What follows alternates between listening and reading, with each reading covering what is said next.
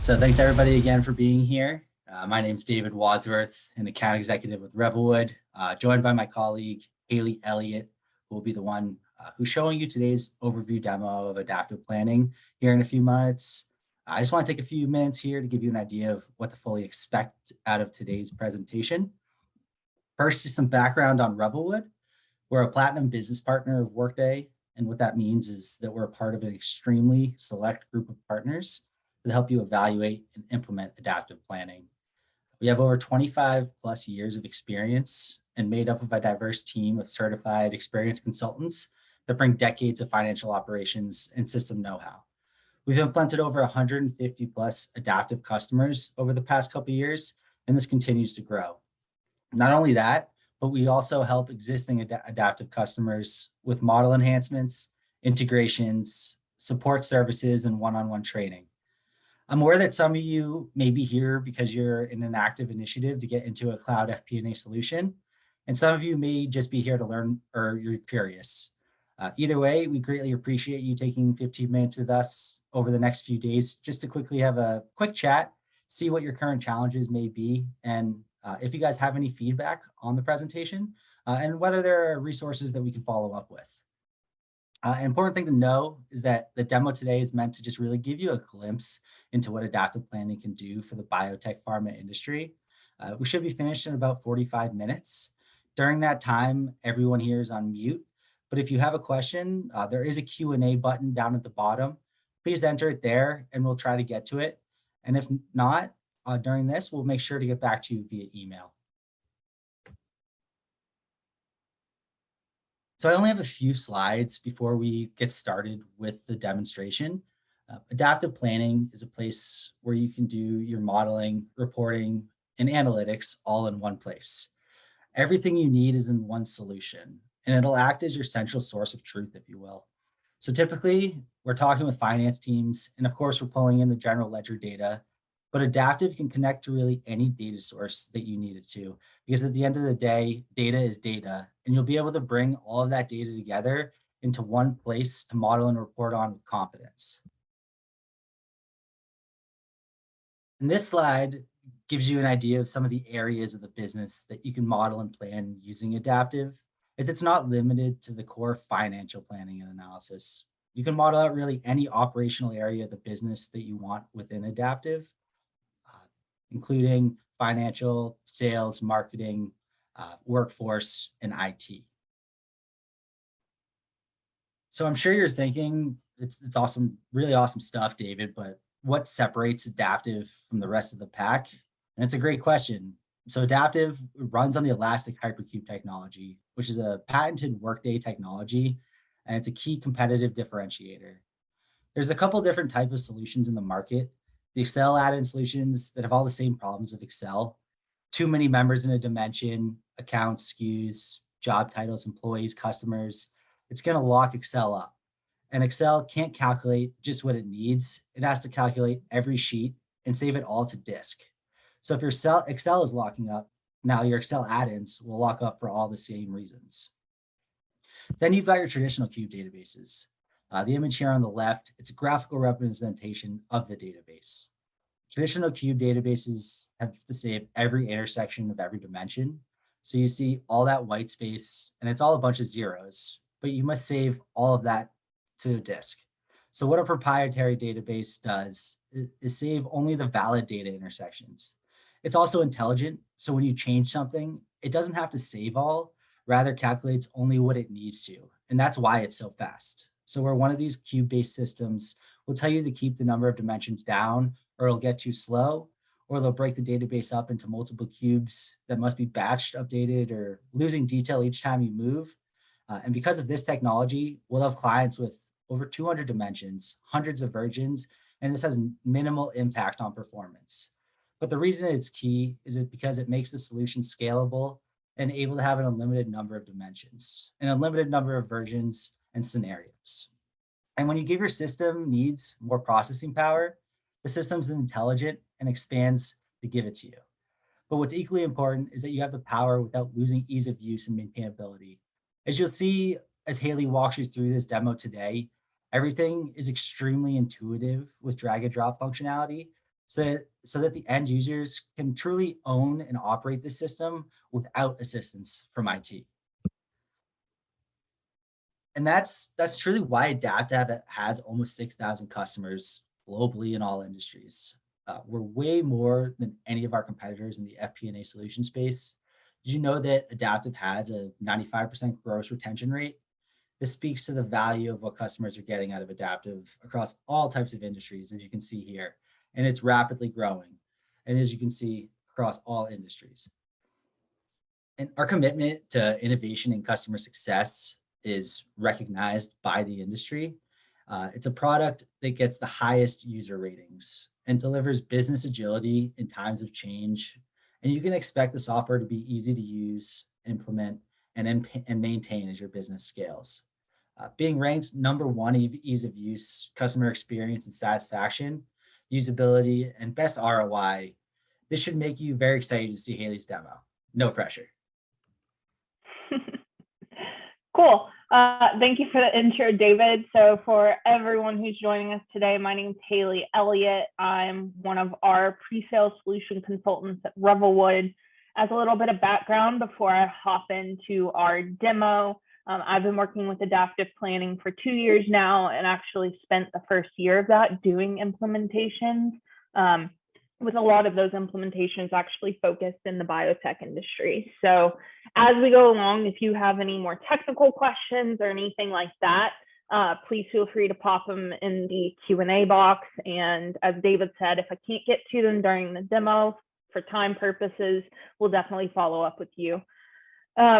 So I'm just going to take a quick minute to remind you of a couple of key challenges that we've seen across our client base in the biotech industry. And what this is going to do is it's also going to help set the demo agenda for today. So we're going to work our way around quite a few of these points that you see on the screen, but do keep in mind that the demo models I'm going to see are kind of simplified, pulled from a lot of best practices, that kind of thing. And our goal is to really think of how you can either expand your system for those of you who are currently using Adaptive, or to just get you thinking about what Adaptive has to offer for the biotech industry. I'll also be talking through some of the specific designs that we've implemented for our clients. But in terms of our demo today, we're going to cover 3 kind of big aspects. First is going to be clinical trials, kind of everyone's top of mind. It is an absolute pain to model in Excel. We hear that in almost every single one of our calls with our prospective clients, that there's so many variables that's like, how on earth do we actually streamline this? And I'll kind of start to answer that today. Then we're going to move into our workforce operating expenses. So kind of looking at how are we actually staffing the trials that we have? Do we have the skills needed to staff them? Timing of hires, and then also the ability to allocate expenses across your trials for a more accurate expense planning. And then we'll also look at the materials. So how much is our capital expenses for these trials costing over time? And then kind of lead into, do we actually have enough capital on hand to run our trials? One other thing I'll call out is we do have quite a few POCs, proof of concepts, built around the operational side of biotech planning. So looking at equipment lists, purchase orders, all of that good stuff. But we're going to mainly cover the finance side of the house today, a little less ops focused. But feel free again to reach out if you are interested in seeing some of those more operational metrics. In the meantime, I'm going to go ahead and switch over to Adaptive so we can jump into the meat of things. Cool. So I am going to cover a couple of really basic, just foundational elements of Adaptive. Like I said, I know we have a couple of people who are already using Adaptive on the line as well. But we're going to just kind of level set for everybody so we're all on the same page as we're moving through. There are 2 foundational elements that go into Adaptive. One is going to be your level structure. The level structure, and hopefully this looks pretty familiar to a lot of you with R&D, your G&A, corporate departments, that kind of thing. this is the organizational hierarchy that you like to plan by. So this is also going to be the first line of security in Adaptive. So for instance, if you just want to assign someone to R&D, they will only see R&D in their dropdown. They're not having to filter through 6 different workbooks trying to figure out what department am I supposed to be looking at? Am I entering data in someone else's department or someone else's trial? That's all going to be managed through your level structure without having to maintain 20 different dashboards or sheets or something like that. The other piece here that David also mentioned are going to be the versions. So a couple things on versions. One, Adaptive does not charge for the number of versions you have, the amount of data you're storing. So a lot of times, especially in the biotech industry, we'll see a lot of things like best case, worst case, base scenario, and you'll do that reforecast over and over and over again, just to make sure you're kind of on top of accounting for those unforeseen circumstances. We would all love for things to always go with the best case. Doesn't usually happen. So just having the ability to be flexible and just replicate your models quite easily across those different case scenarios. The last piece here is that you are able to lock down these versions. So if you have something that you've already sent to your investors, to the board, anything along those lines, you can lock a version down so that users can't make any more changes to the underlying data, but they can still view it, they can build reports off of it, do variance analysis, all that cool stuff. The last piece we will cover before we jump into the actual models for clinical trial planning is just going to be navigation. I know it's kind of like, why on earth are we looking at navigation? It's actually more exciting than you would think. I like to show it because your entire planning, reporting, and analytics process is in one single pane. So you're not having to go to any third-party tools, use other sign-ins, go back to your ERP to figure out where on earth is this coming from, and I'll kind of show you what that looks like in a little bit. But you have everything from your key models where you're actually entering data, your assumptions, where you can enter things like your patient enrollment costs or your burn schedules for cash on different project terms, anything along those lines. You have your visualization, and for the purposes of today, we're going to stick in dashboards, but I would highly, highly encourage you to reach out about web reporting and Office Connect as well. They're very powerful, but we're going to kind of stick in dashboards just for the biotech side of things for today. A lot of decentralization, that's going to be more relevant to a lot of you as you expand and grow. I know we have a lot of smaller, really quickly growing companies on the line. So for those of you who are kind of forward thinking and thinking about, as we grow, how on earth am I going to get people into this system, Process Tracker and Workflow are going to really help you figure out how to do that quite easily. The last piece here is just going to be your integration.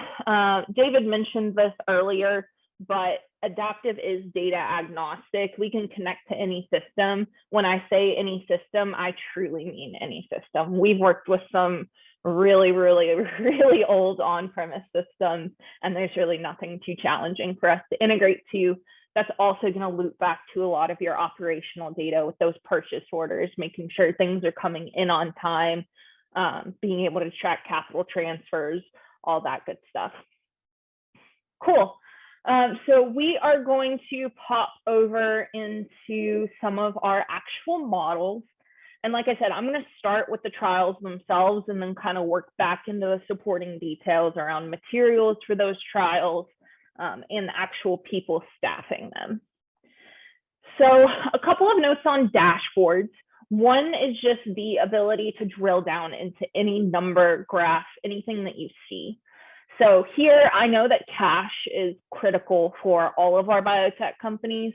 So what I have here is just a line graph showing, hey, over the course of this year, and we're going to treat 2019 like our plan year, this is my cash burn from month to month across all of my trials. So as it's increasing, we know, okay, we're kicking off more phases of our trials as we go across the year.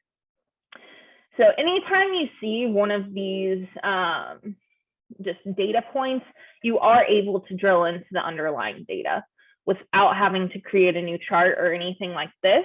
So in this case for March, I just want to know what trials are actually contributing to this. So this will actually go ahead and show me my cash burn by individual clinical trials. And then from there, you can go ahead, explore data. And this will actually take you back to a couple of different things. So we're looking at, first of all, your audit trail. So the ability to actually see what changes have been made in the system. And then also what this will do is take you all the way back to the input sheet. So if you go ahead and click through that Cell Explorer, what it's going to do is take me all the way back to the trials that are actually building up to that cash burn. So here, what I've opened up through that kind of cash burn explorer is going to be my clinical trials model. So a bunch of you know, clinical trials are quite complicated to plan. You have a ton of drivers, and the question a lot of times is this worth bringing into the system, or is this too complicated? It's a question I've been getting a lot, and the answer is yes, you do want to bring that into the system for a couple of reasons.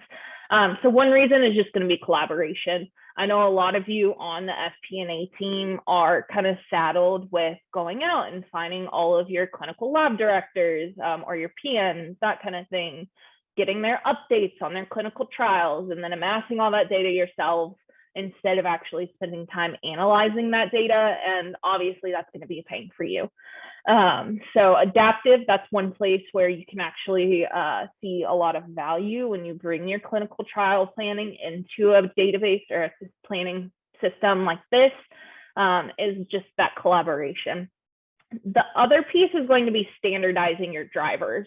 So Adaptive in these assumption sheets, and I'm about to pop one open, is actually anytime you update a driver, so enrollment costs, those burn schedules I referenced, and when I say that, I mean for a 3-month project, that's going to have a different burn rate per month than maybe a 10-month project or something like that. So once you change those assumptions in the assumption sheet, that's going to update everywhere that value is referenced. So you're not having to go through every single trial and figure out, okay, what's the actual cash burn of this? Let me spend some time, break it down, and all that good stuff. So let's actually dig into the sheet a little bit. For those of you who are less familiar with Adaptive, this is called a model sheet. It's kind of the magic in Adaptive. What we can do here is actually configure these columns to be anything you'd like. This is just more of a standard kind of model that I've typically seen in a lot of our clients and that we see quite often. But anytime you kind of create a row in one of these, you can always split them into phases. So clinical trials are always going to be, or almost always going to be, built up by different subtasks, different phases. Those phases are going to have different assumptions around them, different enrollment demands, that kind of thing. And so if I actually come into any of these trials, let me pick a longer one so we can kind of get a good sense of what this is going to look like. And I'll make this a little bit bigger for you all.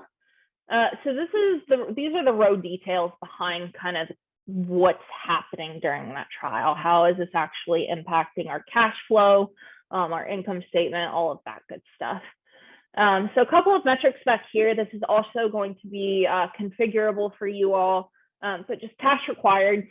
So obviously for the total project, how much funding do we actually need to raise? We have included 2 different methods for calculating the actual cash burn for your clinical trials. First is just going to be an even spread. This is going to be for those of you who are a little bit earlier on in your clinical trial process, don't necessarily have the data to figure out, hey, what's our typical cash burn for a trial that's 6 months versus 12 months, something like that. So this is a really good way to kind of just start getting a baseline for your cash burn, and then you can grow from there in the next method I'm going to talk about. So the second piece here is just going to be your burn schedule. So what you can do is actually key in by month, and let me actually pick one that'll have a slightly longer term. So we'll pick a 12-month project so we can see some variance here as well. So you can see that whereas we have the even spread up here, this lower line is actually based on a burn schedule assumption that I've put in the back end that I'll open up in one moment. But a lot of times what I hear is your earlier months of your trial are going to be the capital intensive or the like cash intensive ones. So we're going to have a 25% burn schedule here. And when the trial kicks off, that's going to go down into 8%. And then that'll trickle down over time. So that's just another way to kind of start getting more into your clinical trial burn schedule. A couple of other options you have here as I go into kind of the patient enrollment sheet and that kind of thing is going to be just being able to base this off of the number of patients you've actually brought in so far. So as you start tracking patient data and Adaptive, of course, following HIPAA regulations and all that great stuff, you're able to see, okay, in this, by month 2, we're expecting to have 25% of our total enrollment actually enrolled. And so we'll expect to burn maybe 30% of our budget based on that. So just kind of giving you some different ideas on how we can start to actually fine tune your cash planning for your different clinical trials. I will quickly take you into the back end of how we're actually entering those assumptions. So right now I actually just have this as an open model that everybody can access. But here is where I started entering those assumptions around burn schedule. So you can see project term here, 1 month, 2 month, 3 month, and so on. Right now I have it up to 36 months, but you can of course make it longer. And then we just have those assumptions keyed in. So again, you're not having to maintain this for every single trial or anything along those lines. You enter these once. We can include overrides a lot of times. You'll have a special trial that you know, hey, the first month is going to burn a lot more than a standard trial of this length. And then you're able to fine tune that using overrides on that same clinical trial planning sheet. So that's kind of everything I wanted to cover on this type of model. So next, we're going to move into the actual capital and materials behind running these trials. So I'm going to navigate into our capital sheet. And this should look pretty similar. Again, it's a model sheet. You'll see those pop up quite a bit when we're talking about any sort of supporting schedule. So the cool thing here is that you can have your kind of lab directors, PMs, anything like that coming in and actually making requests. One thing I've heard is that it's very useful to have this type of consolidated view so that people who are running different trials can see, oh, hey, this person actually is already ordering a ton of this type of equipment. They're probably going to be done with it by X date.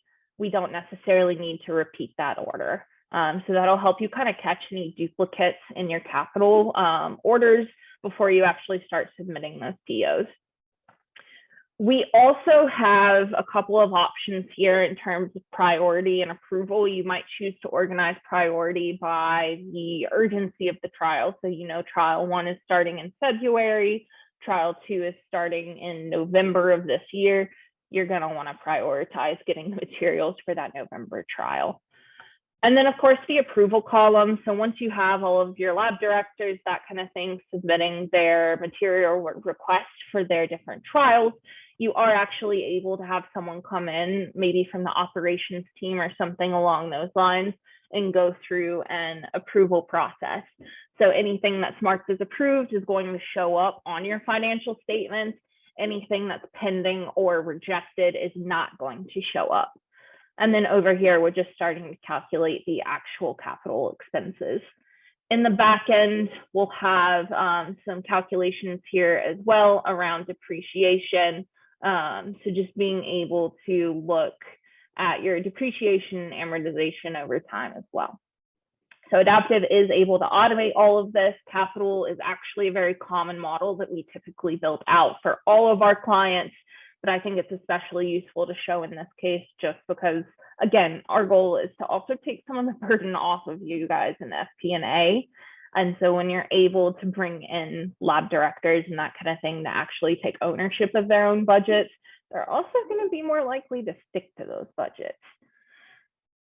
Okay, cool. So I am also going to go ahead and jump into some of our materials. Let me go ahead and I'm going to pop into our workforce planning.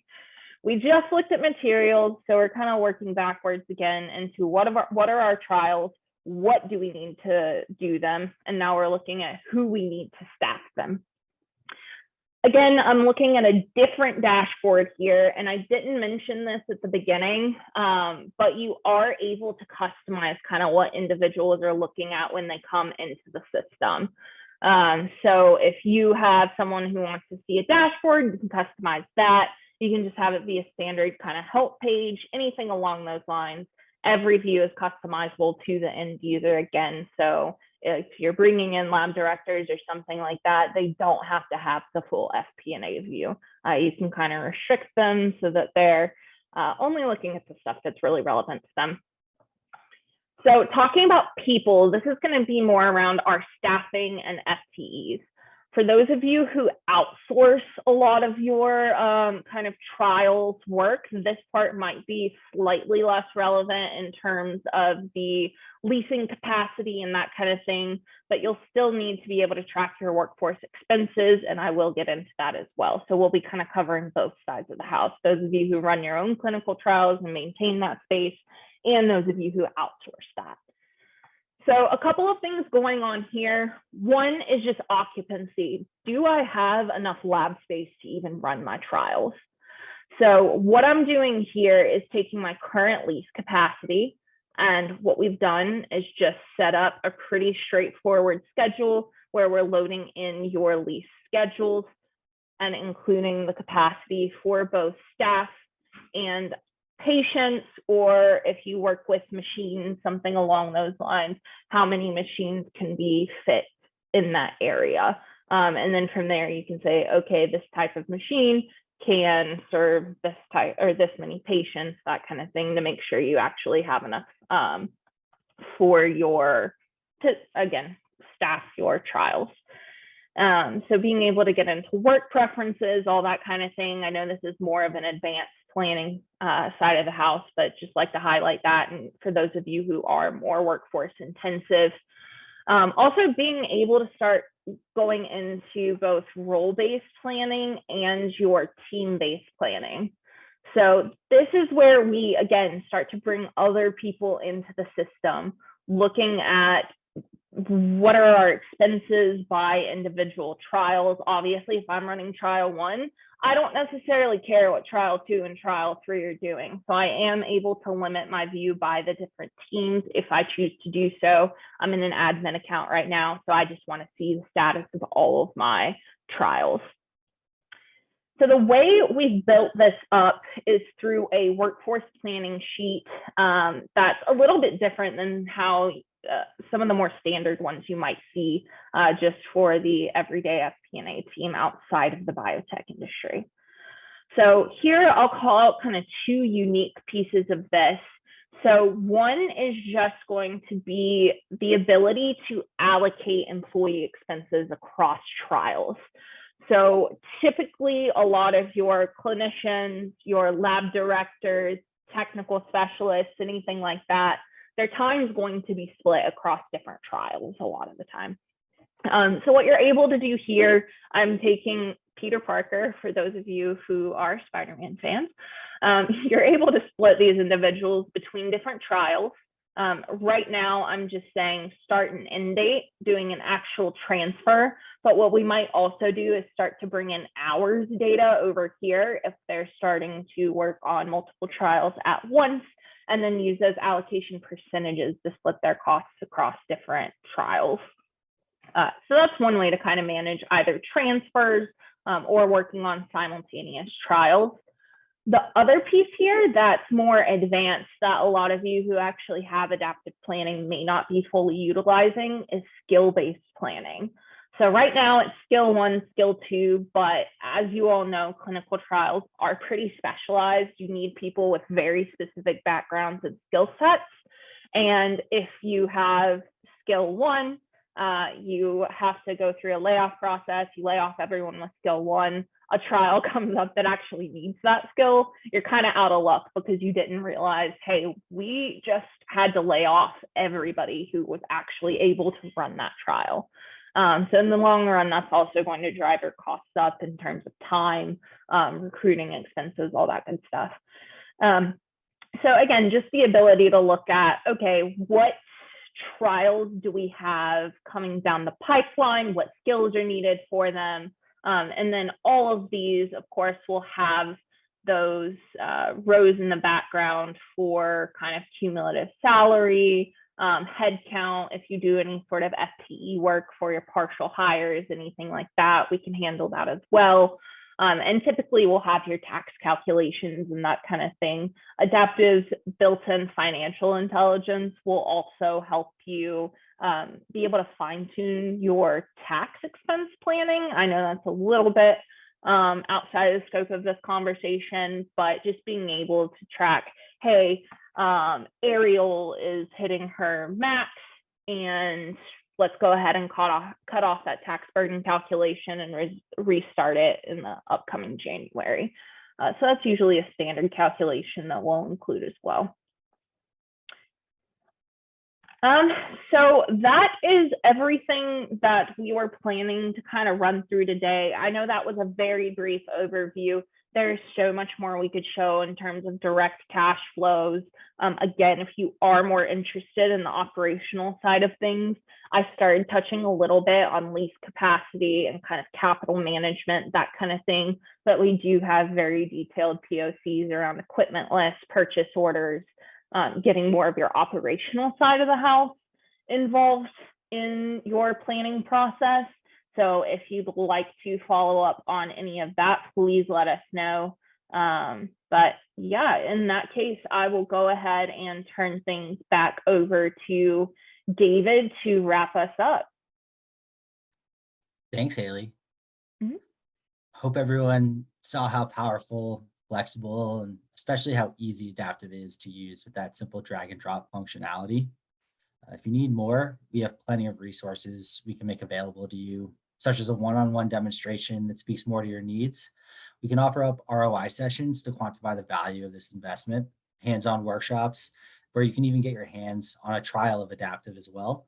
Just let us know what makes sense for you when we connect in our follow-up meetings, or just give me a call directly. We're happy to help you. And we encourage you to learn more about Revelwood and our implementation approach as well, just by visiting our website at revelwood.com. And while you're there, we also encourage you to visit our Knowledge Center. And here we offer tips and tricks about all aspects of the planning process, technical tips of the tool, planning tips around the budgeting process, and various tips around other business aspects of your FP&A model. And thanks for attending. And one of my colleagues will be reaching out for a 15-minute follow-up call here shortly. And hopefully you'll take some time, just share your feedback and let us know if there's any ways that we can help you. Thanks again, and we hope you all have a great rest of your day.